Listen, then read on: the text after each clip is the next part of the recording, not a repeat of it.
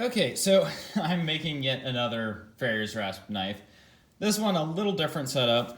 Instead of having some sort of guard forged from a different piece of steel, I'm going to basically cut out part of the handle and fold them up and use them as the guard. I saw a bunch of pictures online, thought it looked really cool. And I thought it'd be a different way of doing it, so I'm going to do that.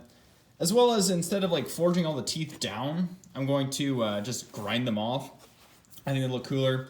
I don't know, it might just look the same, but we'll find out.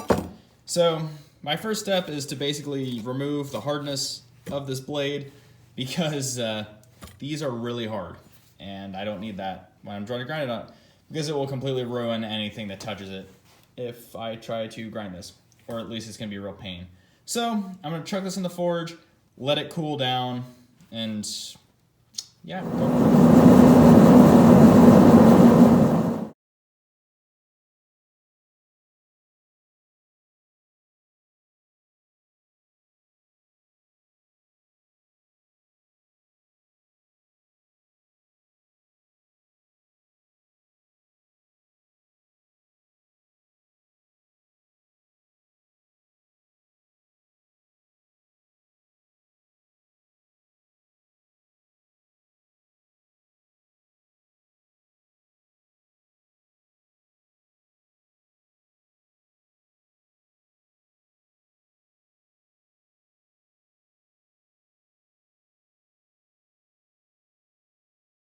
Okay, now that the temper has been removed, the blade ended up warping a little bit. That's fine, I'll have to throw it back and forth and straighten it.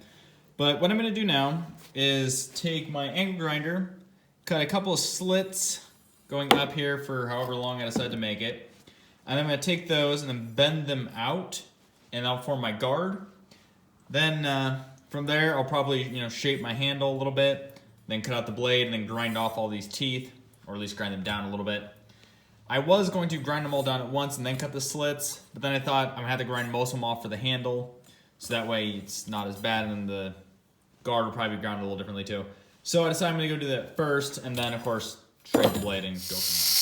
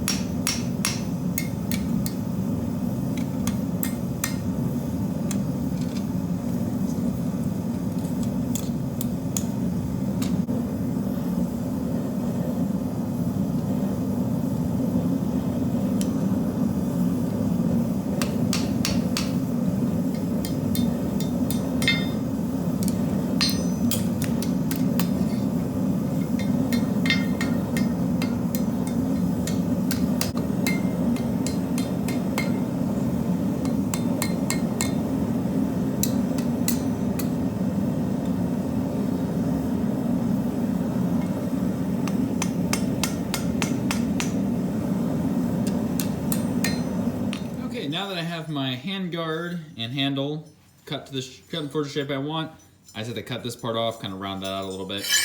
Now I have to cut out the blade. Not quite certain how I want that to turn out yet.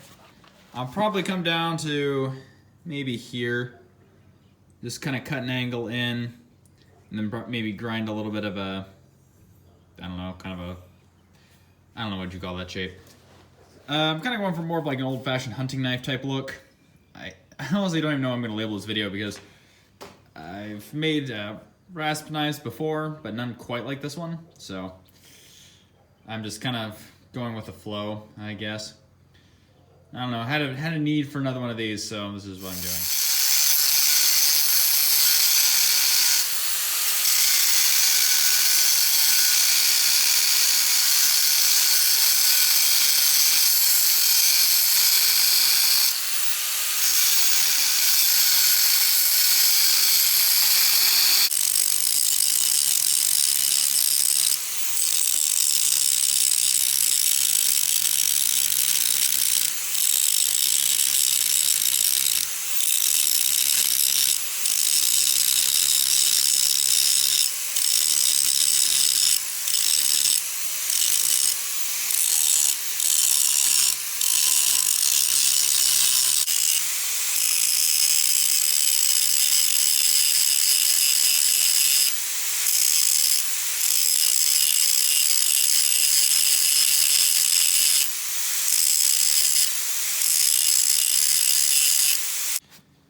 So now that I have the basic shape, I bet you're wondering, Carlia, why do you have this knife strapped to a table?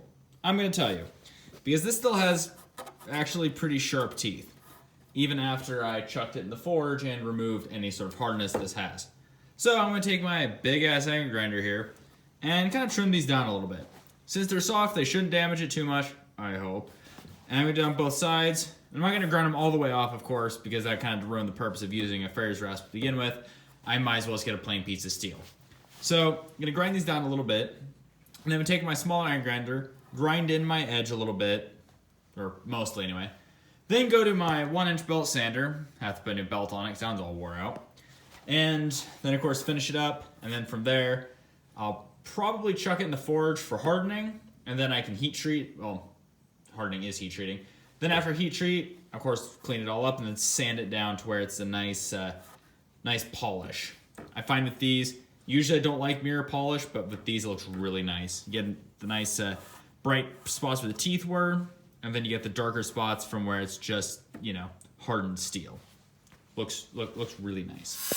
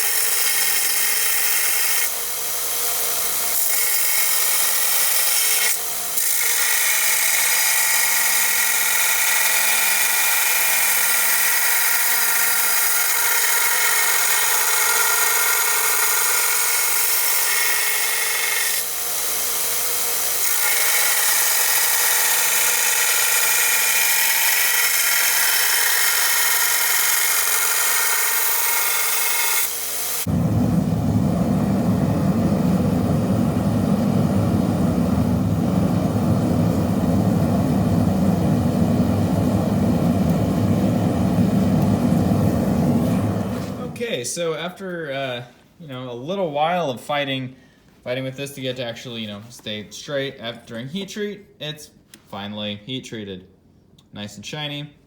Sand it to 120 grit, and I don't think I'm gonna do much beyond that. Kind of give it a shiny but still a little rougher look than what my other one had, just because I want to, you know, separate them a little bit. And since I plan on burning the wood as opposed to staining it, I don't think this one's gonna look as nice. It's going to be, you know, a rougher, more kind of rugged knife, sort of. That's what I'm going for anyway. So anyway, as I'll show, I have wood handle scales, just cut from hickory. I think it's like a 1 by like a half, like no, 2 by 1 or something piece. I just cut down the shape and then cut in half by hand, because that's the only way to really cut hickory like that.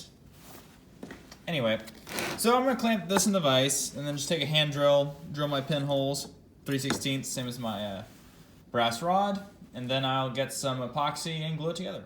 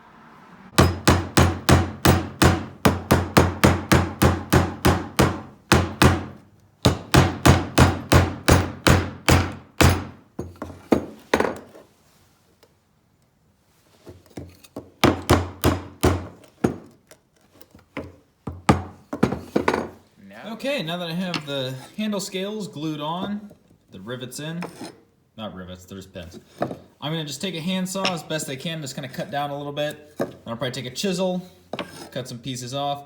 I'm hoping with the way that glue looks, it's pretty well held so it won't chisel out more than it needs to. And then of course take a rasp, file it down, and then belt sand it the rest of the way.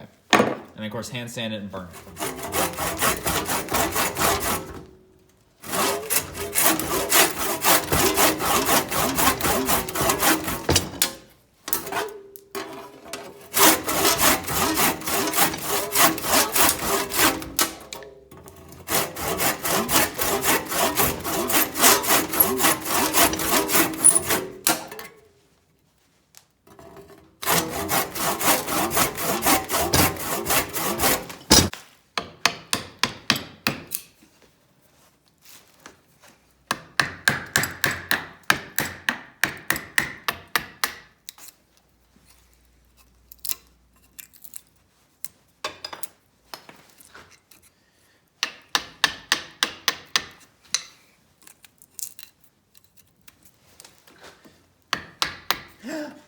Fuck!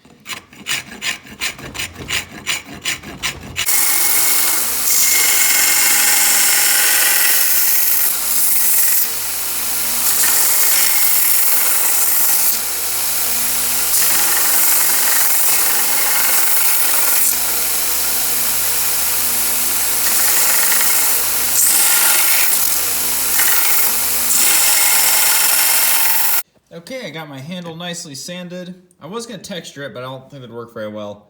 At least not with what I'm wanting. So I'm going to burn it, like I usually do. Really bring out that wood grain and hickory. Looks really nice. But first, I'm going to take, this is actually my leather punch, or not punch, but a stamp. I'm going to heat it up in the forge since it's steel. I'm going to burn it in right here between these two pins. So I have like a brand in the wood. Hopefully it'll look really nice. If not, it's a little late to go back now once it's in there, but you know, it's worth a shot. Then once that's done, I'm just gonna take a torch, burn it, and then give it a nice linseed oil look to really bring out those highs and lows of the burnt wood. Looks really nice. You won't regret if you use that.